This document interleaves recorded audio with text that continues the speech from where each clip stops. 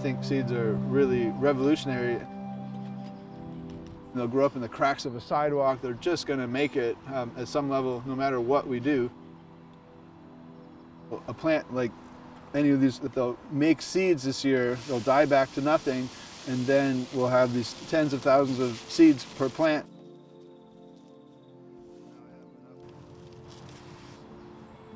My name is Christopher Shine, full-time gardener, and seed saving is just my passion.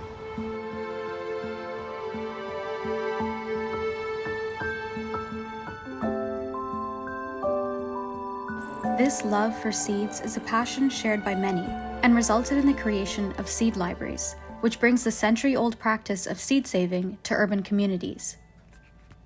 Jessica Mitchell works to maintain one of the original seed libraries located inside the Ecology Center in Berkeley. When people come in, our hope is that they'll grow, collect seeds, and then return them so that more people can continue to use the library.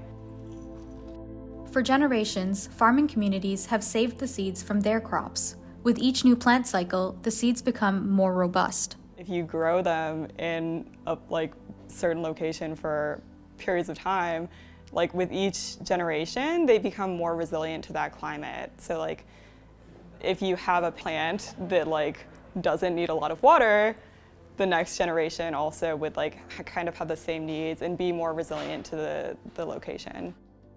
Seed libraries are now striving to do the same thing, encourage communities to preserve diverse seeds and the history associated with them. There was a clay pot found with seeds that were estimated to be 3,000 years old, and they germinated miraculously. They can be kind of an avenue for storytelling, and that a lot of times people will learn about growing things or planting through their family. It says 1968, it's my grandma's seeds, and they're in my hands, and I haven't grown them. It's just kind of oh my gosh. So sometimes the seeds are just it's an heirloom. A definition of an heirloom is 50 years, right? So this seeds, the package says right there, 1968. I mean, I just kept them because, it's cool. They're for my grandma. And she died when I was 3 years old in 1974. So it's these are wow, we found some little piece of history. This desire to share and collect seeds through library programs has caught on across the globe. Just in Alameda County alone where we are, there's 8 different seed libraries in different cities. Hayward Public Library has housed seeds for the last 10 years and has over 200 registered members. I think seeds are little miracles. Some of these seeds are like a little speck, they look like a period on a page, right? They're so small, but they have inside them all of the potential of that full-blown plant that's going to come from it, months later. In order to become self-sufficient and cultivate a robust collection of seeds, many seed libraries encourage people to return the new seeds they've harvested. But programs like these tend to check out more seeds than they check in. Distributed last year over 2,000 little packages of seeds. That's a lot of seeds. But I didn't get back nearly that much. I think at the beginning part of this cycle, people see the seed library and their eyes light up and they get very excited and they have all these big dreams of this giant victory garden they're going to plant in their yard, and they take home a bunch of seeds. I don't follow them home, so I don't know exactly what's going on. Experienced growers like Chris say that the process for harvesting seeds isn't always so simple, especially for beginners. Yes, it'd be great if more people contributed, but sometimes there's some skill. It's a little breeze. He showed us his technique for working with amaranth seeds. That's super cool. So somehow I've just gotten into this, and it's just so cool. And then we just go back and forth a few times, and the seeds are heavier than the chaff. This just takes skill to do it, because if you blow, you can blow all your seeds out if you blow too hard.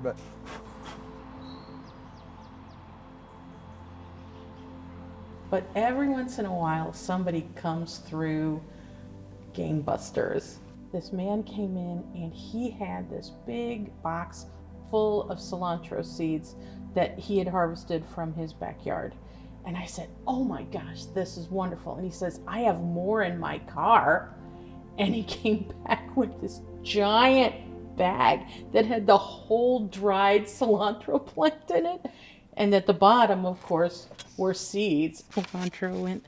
So I had to make a seed packet for this one because the guy gave me just seeds. But running a seed library is about more than just seeds.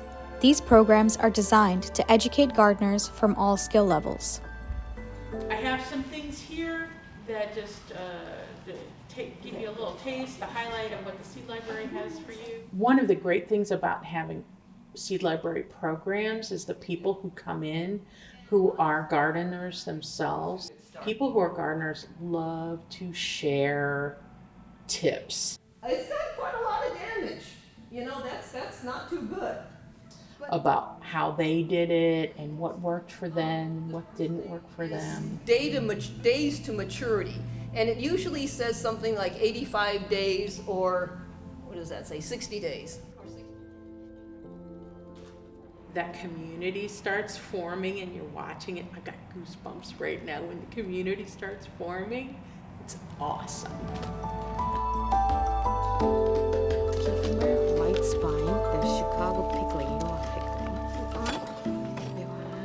What's wrong with pickling? Pickling are the small kinds. Oh. How about these? More. Ooh, let's get the valley greens. While there isn't much data about how many seeds are returned each year or how many species have been maintained, programs like these are continuing to thrive as they are encouraging communities to reconnect with a once common practice. Over 100 years ago, 125 years ago, everybody was doing it. It was just a necessity. People kind of lost the skills and everything. So to me, it's like a reskilling and just has so much potential. Seeds are our connection to the past, but they're also really our future.